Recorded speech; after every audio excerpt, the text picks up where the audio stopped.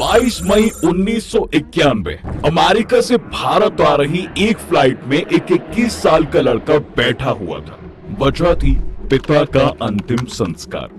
अपनी दादी को तो एक हत्याकांड में वो पहले ही खो चुका था, लेकिन ये गम तब और भी ताजा हो गया जब अपने पापा के शरीर के टुकड़ों को उसने कंधा दिया।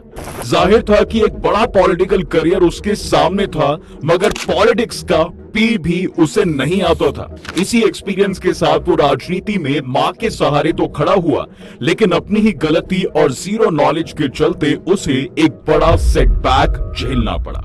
एक तरफ भर भर के लोगों ने उसे ट्रोल किया, तो दूसरी तरफ बैक टू बैक पार्टी की हार ने साफ कर दिया कि जनता उसे नहीं चाहती।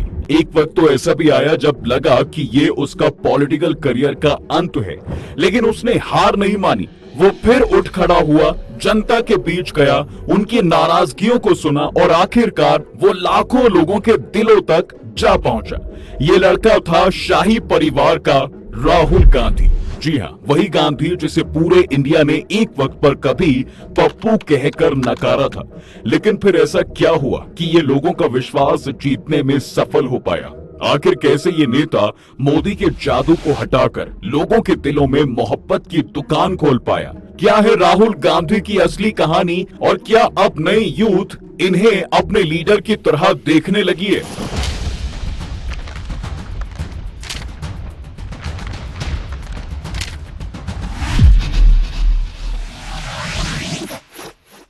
साल था 1970 और तारीख थी 19 जून, जब नई दिल्ली के सबसे बड़े पॉलिटिकल घराने में राहुल गांधी का जन्म हुआ।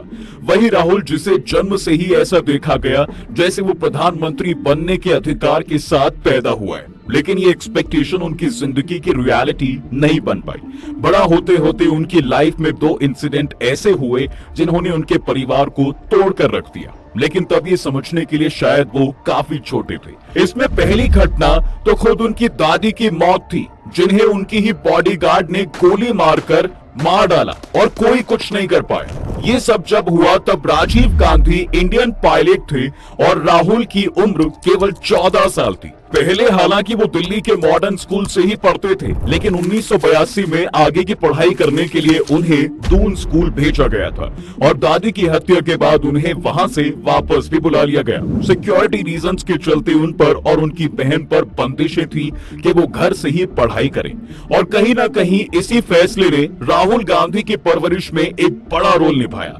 हालांकि राजीव हमेशा इस बात का ख्याल रखते थे कि राहुल सादगी से जीना सीखे, लेकिन भारत के सबसे बड़े राजनीतिक परिवार में पैदा होने के अपने ही फायदे और नुकसान थे। फायदा ये था कि सभी ऐशो आराम उनके पास था, और नुकसान ये कि भारत की असल रियलिटी, गरीबी, अमीरी जैसी परेशानियों को वो कभी देख नहीं पाए। आलम तो ये था कि राहुल घर से बाहर ना जा सकते थे और ना ही दूसरे बच्चे उनके घर में अंदर आ सकते थे। ले देकर सुरक्षा कर्मियों के साथ ही राहुल खेला करते थे और उनकी दादी को मारने वाला भी इन्हीं सुरक्षा कर्मियों में से एक था। कहते हैं यही वो प्रॉब्लम थी जिसने उनके दिमाग पर असर भी डाला था। खैर, इन सब से गुजरकर जैसे जैसे राहुल गांधी बड़े हुए, उन्हें इस चार दीवारी से बाहर जाने का मौका मिला, और ये मौका उनके पास आया 1989 में, जब दिल्ली की सेंट स्टीफेंस कॉलेज में उन्हें दाखिला मिला। लेकिन यहाँ भी प्रॉब्लम ये थी कि स्टीफेंस कॉलेज में उनके साथ सिक्योरिटी पर्सनल का एक भारी दस्ता रहता था। उन्हें केवल घर से कॉलेज और कॉलेज से घर जाने की अनुमति थी। ऐसे में राहुल ने मन बना लिया था कि इस सुरक्षा घेरे से पीछा छुड़ाने के लिए देश से बाहर जाएंगे। आगे हुआ भी ऐसा ही। 1990 में राहुल ने अमेरिका के रॉलिंस कॉलेज में एडमिशन लिया और यहाँ सिक्योरिटी रीजंस के चलते उनकी पहचान गुप्त रखी गई। लोग यहाँ उन्हें रॉल विंसी नाम से जानते थे। केवल भारत सरकार और फ्लोरिडा पुलिस के बड़े अधिकारियों को ही इस बात की जानकारी थी कि राहुल अमेरिका में है। चीजें राहुल के लिए अब नॉर्मल जरूर थी, लेकिन उनकी ये नई जिंदगी तब बदल गई जब अगले साल ही उनके पिता राजीव गांधी की एक बम धमाके में हत्या कर दी गई। वो तब देश के प्रधानमंत्री थे और उनके साथ जब ये हुआ तो कांग्रेस को एक बड़ा झटका लगा। आलम ये रहा साथ कि गांधी परिवार कुछ साल के लिए राजनीति से दूर ही हो गया। सोनिया गांधी तब खुद इस डर से राजनीति में नहीं उतरना चाहती थी कि वो परिवार के बाकी सदस्यों को भी खो देंगी। एक तरफ भारत की राजनीति में जहां अलग ही माहौल था, वहीं 1994 में अमेरिका से बैचलर की डिग्री लेने के बाद राहुल गांधी लंदन आ गए और कैम्ब्रिज में एमफिल के लिए एडमिशन ले लिया। इस दौरान राहुल ने एक मैनेजमेंट कंसल्टेंसी फर्म में भी काम किया, लेकिन आखिरकार उन्हें अपना रुख भारत की तरफ करना ही पड़ा, जहां एक बड़ा पॉलिटिकल करियर उनका इंतजार कर रहा था। इंडिया आकर 2002 में राहुल ने भारत में बैंकऑप्स नाम की एक इंजीनियरिंग डिजाइन आउटसोर्सिंग फर्म खोली, लेकिन क्योंकि इनका नाम राहुल गांधी से जुड़ा था, इसलिए उन पर आरोप लगे कि पॉलिटिकल इन्फ्लुएंस के चलते इस फर्म को बड़े प्रोजेक्ट आसानी से मिल जाते थे। इन सब क्रिटिसिज्म ने राहुल को राजनीति की तरफ मुड़ने के लिए मजबूर कर दिया। साल 2004 ये वो साल था जब तय हो गया कि राहुल का करियर अब राजनीति से जुड़ने वाला है। हालांकि उन्हें सक्सेस मिलेगी या नहीं, ये भी एक बड़ा सवाल था, लेकिन कांग्रेस के चाहने वालों के लिए वो एक उगते सूरज थे जो पार्टी को बड़ी हाइट्स पर लेकर जाने वाले थे। शायद आपको यकीन ना हो, लेकिन शुरुआत में हुआ भी कुछ ऐसा ही। सबसे पहले उनको उनकी मां की सबसे सेफ सीट अमेठी से ही उठाया गया और वहां से वो जीते भी, लेकिन जीतने के बाद भी उन्होंने मनमोहन सिंह सरकार से कोई मंत्री पद नहीं लिया, बल्कि इसके बदले उन्होंने देश भर में घूमकर भारत के बारे में ज्यादा जानकारी इकट्ठा करने की कोशिश की। दलितों के घर रात गुजारना, नरेगा मजदूरों के साथ मिट्टी डालना, मुंबई की लोकल ट्रेन्स में सफर करना और स्कूल कॉलेज के बच्चों से बातचीत करना, ये सब काम उन्होंने किया। अपने इसी डाउन टू अर्थ नेचर से वो 2007 में कांग्रेस के महासचिव भी बने और उन्हें यूथ कांग्रेस और NSUI का प्रभार भी मिला। इस बीच राहुल ने यूथ कांग्रेस में बड़े बदलाव किए और इसके लिए उनकी वाहवाही भी हुई। इसी का रिजल्ट था कि साल 2009 में जब लोकसभा चुनाव हुए तो राहुल गांधी की रैलियों की बदौलत कांग्रेस 206 सीटें जीतने में सफल रही। आप यकीन नहीं करेंगे, लेकिन उस दौर में तब मीडिया राहुल की दीवानी थी। वो राहुल को पलकों पर ही बिठाने को तैयार थी। इस जीत के बाद तो उन्होंने जल्द ही राहुल को युवराज की उपाधि दे दी थी। इस चुनाव में कांग्रेस ने यूपी में अच्छी खासी वापसी की। 80 में से 22 सीटें उनको मिली। मनमोहन सिंह की अगुवाई में जब लगातार दूसरी बार यूपीए की सरकार बनी तो उम्मीदें लगाई जाने लगी कि राहुल कोई अहम मंत्रालय लेंगे, लेकिन ऐसा कुछ नहीं हुआ। राजनीति में जगह बनाने की बजाय वो मंत्रालय से दूर ही रहे। गांधी परिवार का सदस्य मंत्री बनने के लिए राजनीति में नहीं आता है, ये कहावत बरकरार रही। अब आप सोच रहे होंगे कि राहुल के लिए जब चीजें इतनी अच्छी थी तो परेशानी कहां से आई? आखिर इस शहजादे के पप्पू बनने की कहानी कहां से शुरू हुई? ऐसा क्या हुआ जो ये अर्श से फर्श पर आ गिरे?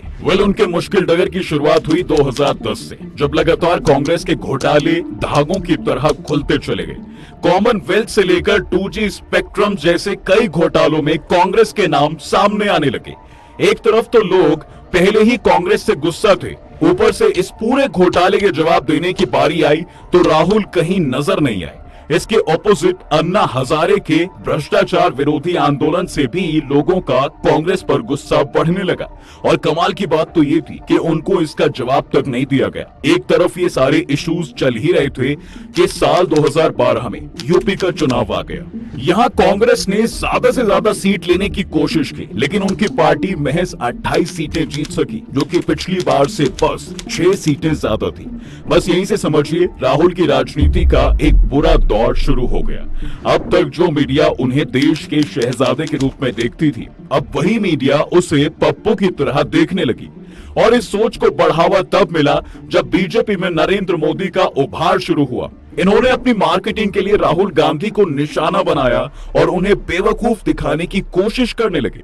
नतीजा ये हुआ कि राहुल गांधी पर जोक बनने लगे। बीजेपी IT सेल द्वारा अफवाहें फैलाई जाने लगी। उनके भाषणों की क्लिप काट कर अक्सर शेयर की जाती और सोशल मीडिया पर उन्हें अक्सर पप्पू कहकर बुलाया जाने लगा।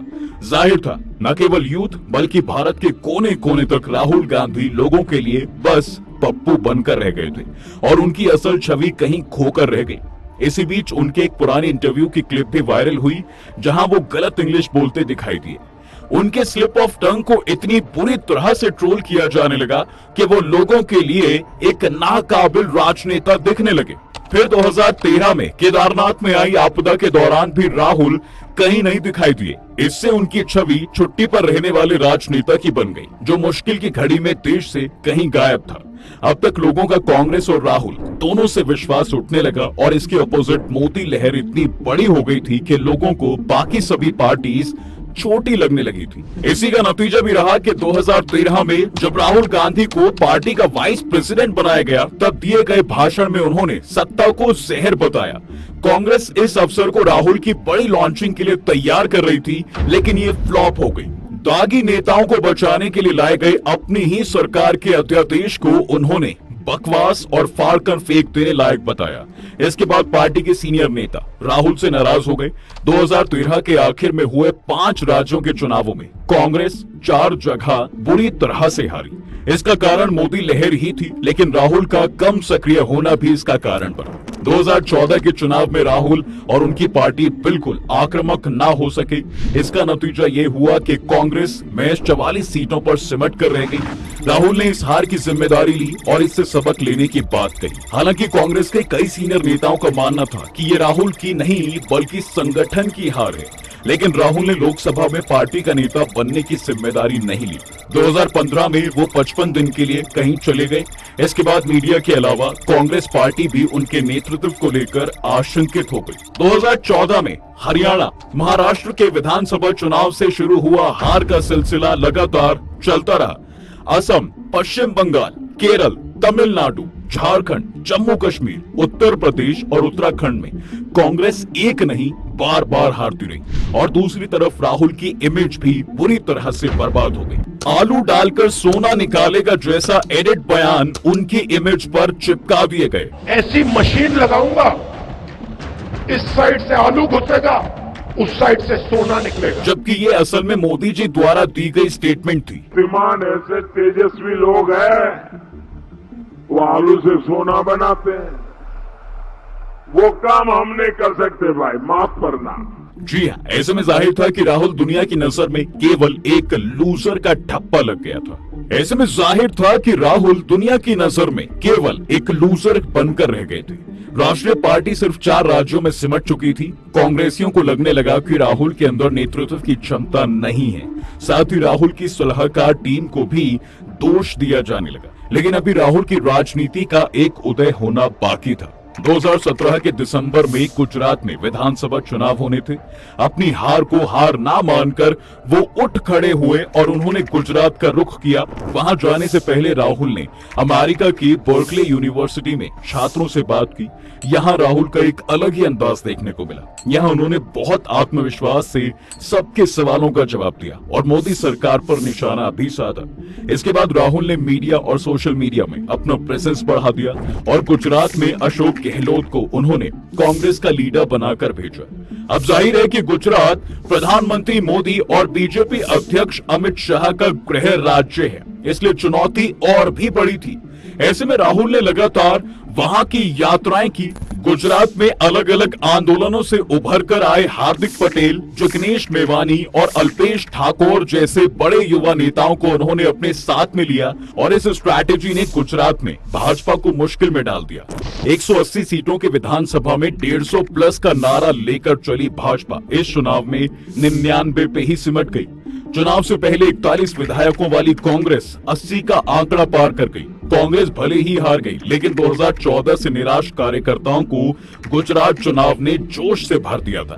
सलाहकारों की टीम बदलने के बाद से राहुल के राजनीतिक उत्थान का एक नया दौर शुरू हुआ। दिसंबर 2017 में राहुल कांग्रेस के अध्यक्ष बन गए। राहुल ने संगठन में बड़े बदलाव किए। अशोक गहलोत को प्रभारी महासचिव बनाया गया। कई राज्यों के अध्यक्ष बदले गए। कहा गया कि राहुल ने अब अपनी टीम काम पर लगाई है और अब एक नया राहुल जनता को देखने को मिलेगा और वो राहुल था प्रधानमंत्री से सवाल पूछने वाला। 2017 में उन्होंने सीधे प्रधानमंत्री मोदी से सवाल पूछने शुरू कर दिए। सबसे पहले राफाल डील में अनिल अंबानी को फायदा पहुंचाने का आरोप उन्होंने मोदी जी पर लगाया। इसके बाद उन्होंने नारा दिया कि चौकीदार ही चोर है। ये नारा कांग्रेस कार्यकर्ताओं की जुबान पर चढ़ गया। राहुल के कद को मजबूत किया दिसंबर 2018 में हुए 3 हिंदी पट्टी के राज्यों के चुनाव ने। इन तीनों राज्यों राजस्थान, मध्य प्रदेश और छत्तीसगढ़ में भाजपा की सरकार थी। कांग्रेस बिना कोई चेहरा घोषित किए राहुल गांधी के नाम पर ही तीनों राज्यों में चुनाव लड़ी। 2014 के बाद कांग्रेस ने किसी विधानसभा चुनाव में अकेले भाजपा को नहीं हराया था। इन तीनों राज्यों को बीजेपी का गढ़ और काऊ बेल्ट का इलाका माना जाता है, लेकिन यहां राहुल के कांग्रेस ने बीजेपी को पटकनी दे दी। तीनों राज्यों में कांग्रेस ने बीजेपी को हराकर सत्ता हासिल की। संगठन ने इसका पूरा श्रेय राहुल गांधी के सिर बांधा। 3 राज्यों में जीत के बाद से कांग्रेस के हौसले बुलंद हुए। वो लगातार प्रेस कॉन्फ्रेंस करते रहे। फिर आया साल 2019 के चुनाव का, जहां उन्होंने जी जान लगा दी, कई रैलियां की, लेकिन आलम यह रहा कि साल 2019 में कांग्रेस केवल 52 सीटें ही ले पाई। खुद अमेठी की सीट जो कभी कांग्रेस का गढ़ थी, वहां से राहुल गांधी स्मृति ईरानी से 55,000 वोटों से हार गए। यहां से साफ हो गया था कि राहुल की क्रेडिबिलिटी अब 0 हो गई है। जनता अब उन्हें पसंद नहीं करती और शायद इस पार्टी का भविष्य अब अंधेरे में है। मगर यहां भी हार की जिम्मेदारी राहुल ने ली और कांग्रेस के लिए लोगों के दिलों में उठती नफरत और डिस्ट्रस्ट को खत्म करने के लिए उन्होंने एक नई यात्रा शुरू करने की सोची। इसके लिए उन्होंने साउथ का रुख किया और वायनाड को अब अपनी कर्म भूमि बनाया। केरल में जहां धीरे धीरे कांग्रेस अपना गढ़ बनाती गई, वहीं उन्होंने भारत के दिलों तक पहुंचने के लिए एक नई यात्रा शुरू की। इस यात्रा को नाम दिया गया भारत जोड़ो यात्रा। इसके तहत उन्होंने कन्याकुमारी से अपनी यात्रा शुरू की और कश्मीर तक जा पहुंचे। इस यात्रा में वो भारत के ऐसे ऐसे इलाकों से गुजरे जहां उन्हें देश की गरीबी का एहसास हुआ।